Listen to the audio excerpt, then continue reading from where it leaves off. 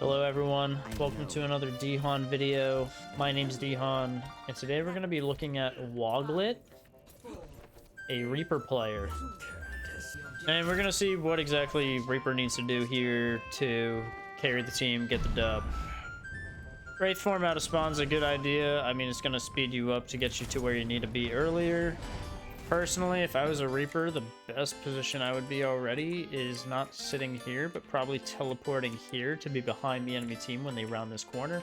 Especially if the enemy team is playing a soldier like this. Soldier's probably going to want to be over here anyways. So if you're a Reaper and you're already playing back here, you're already going to have to jump on the soldier when he rounds that corner and you get a nice one shot. Not to mention, you have this exit getaway over here, and you can Wraith form, grab this Mega, and make your way back to your team. Woglet kind of stays in the team. That's okay. We do pressure that soldier out of there anyways, so we end up doing fine. But now we kind of are in a position where we don't know exactly what's going on. Unfortunately, we weren't able to make any big plays there, make any big space for our brawling tank, so we have to get out. It's a good group up though.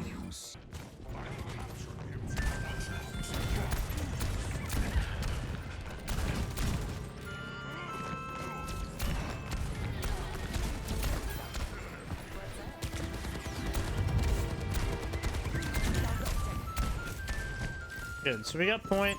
We're doing great to hold down this perimeter here. That's very good. We have a nice pick on the Sombra, so we should be doing well. We just need to look out for that ball rotating around us so often. He's going to be the main person that's going to be coming in, so you need to kind of flush out his abilities, flush him out, before we can actually go and make some plays on anyone else. Hanzo did very good on the soldiers, so we're doing fine here.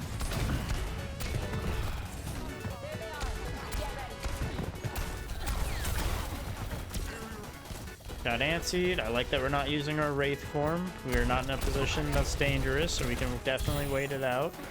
Did we get? Okay, we're good.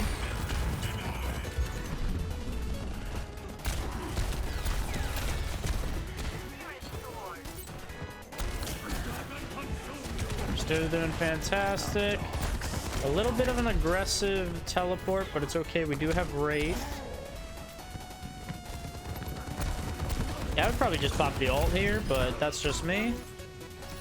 Reaper ults are not really that big of a play, mainly because in higher lobbies you're just going to get CC'd or focused down anyways, so it's not really going to melt too hard. So usually I would just pop it to win the fight, start charging another one.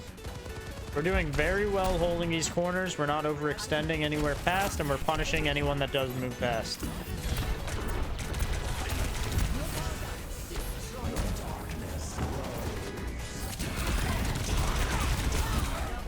Very good Nano Blossom there.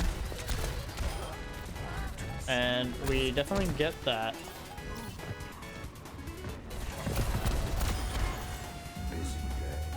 Nice.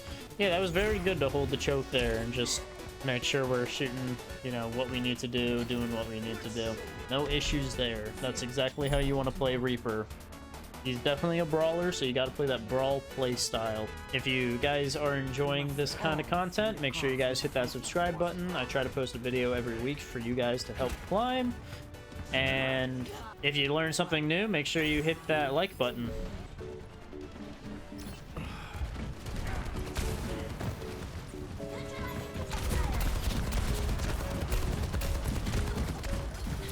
Yep.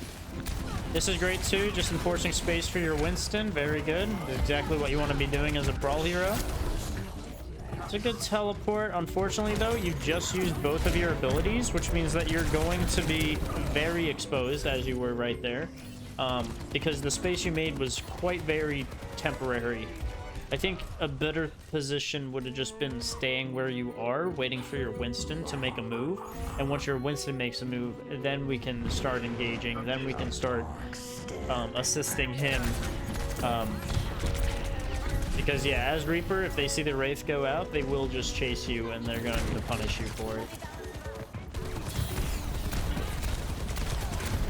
Now, this comp is going to be very difficult since they are playing a dive poke comp, and you are playing more or less a brawl comp.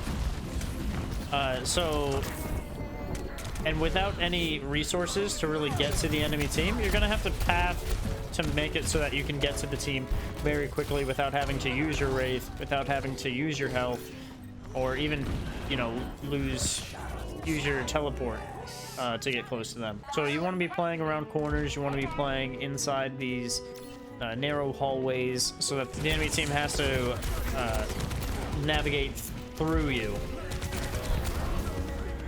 Good to keep the soldier at bay.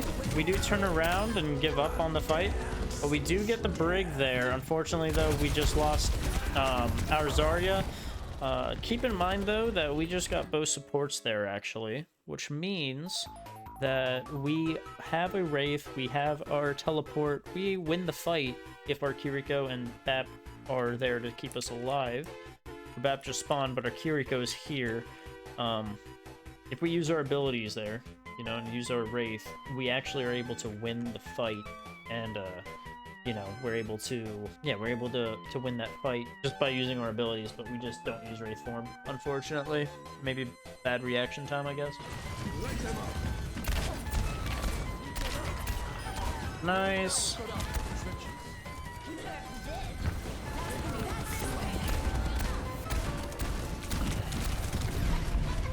Yeah, so again, we kind of just wasted both of our abilities there, which means that we're not going to really be able to go in like this, because we are going to get punished eventually. Lucky for us, we don't get punished. We do the nice pathing, so we're not draining resources getting to the enemy team. We have Death Blossom, but we have to demech that diva, otherwise it's not really going to do anything. If I were you, I'd be trying to focus all power into demeching the diva so we can get a good ultimate. Diva did get demeched, and surprisingly they all dropped a point, so we do get 2. We can probably, yep, there it is. I was gonna say we can just ult right there, get a big cleanup. Yeah, go get a health pack. Let's think about what we need to do next. We need to be planning. Right, so our team is currently grouping up. I want you to see you probably get on the high ground. Maybe play like here. This is going to be some good free space for us to take, and it's going to force the team to have to push into us here. You unfortunately are playing the low ground right now and getting kind of pushed out, so the diva's allowed all the free space. She's allowed the high ground. She's just going to be so safe up there. And the soldier, you know, he has the real estate of high ground to be able to pop his visor. So because we never really fought that space up on the high ground, we just kind of lose this fight. Teleporting over there is a good idea.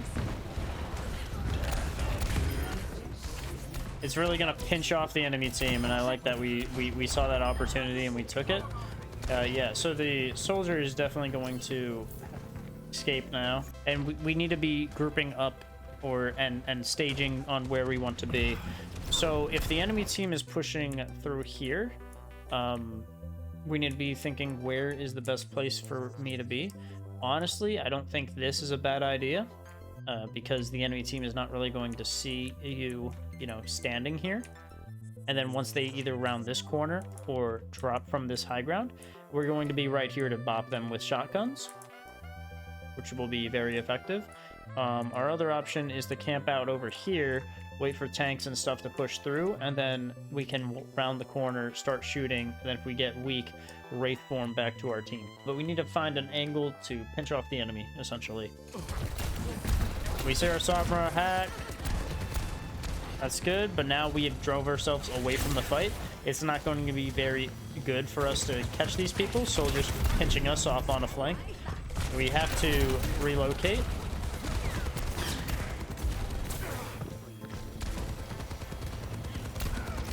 Yeah, and so basically because we weren't able to hold that small choke area, the enemy team was able to push us out, and with us being a brawl comp, it's just not going to be beneficial to fight in the open area.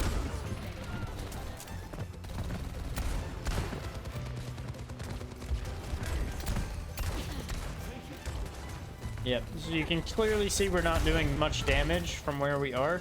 We need to find a way to path towards the enemy, and the best way to probably do that is going to be walking through here and then dropping or even standing here, versus fighting from back here. As you can tell that the distance from here to here is a lot greater than it is from this window to the same spot, right? So keep that in mind when you are playing a brawly kind of hero like Reaper. You always want to path yourself so that you're losing the least amount of resources and then getting to an area where you're going to be doing the most damage. Even if you wanted to be a little cheeky, you could stand here, teleport, and you teleporting through this side, the enemy team's not going to realize you teleported because you're behind cover, and so you can even go on a flank or something. But you just want to path yourself so that you're always in brawl range with the enemy, essentially.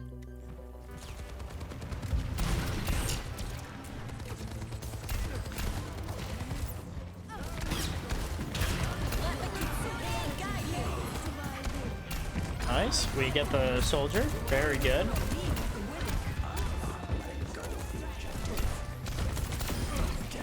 Big.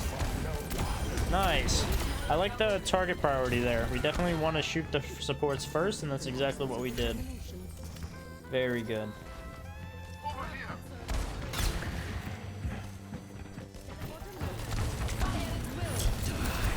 Nice. Personally, I don't think that the Death Blossom is really needed there. I think we probably could have just shot them with our shotguns and done the same thing. But doing what we did there is fine too.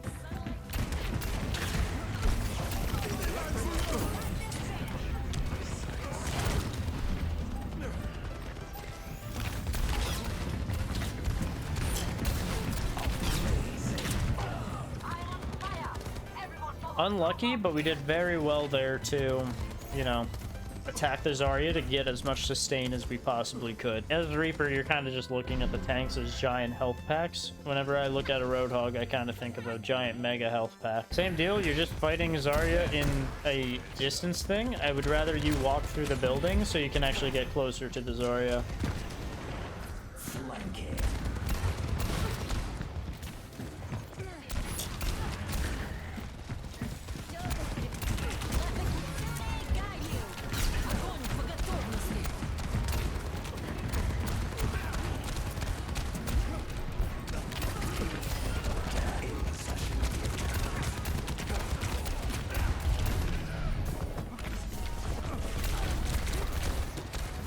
Unlucky on those shots. We kind of missed them there. Did very good to punish out the Zarya though with the Kitsune Rush ultimate. I'd rather you look at the enemy team to see the ball coming, but other than that, pretty good. I guess the big takeaways are going to be pathing. You're kind of like pathing yourself in the open area rather than through buildings, which is going to let you get closer in on your targets and actually be able to finish them off. You need to identify when you're holding small choky areas, small brawly areas, so that your shotguns actually will be effective versus you fighting in the open space, which is going to make your shotguns not effective. And you need to understand what is going to be countering your ultimate in general.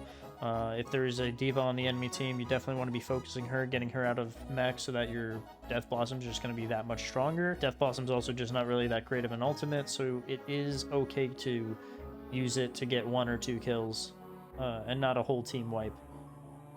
Most high-level players usually just cancel it or punish it anyways, so yeah. Anyways, I hope those all help. As always, happy climbing.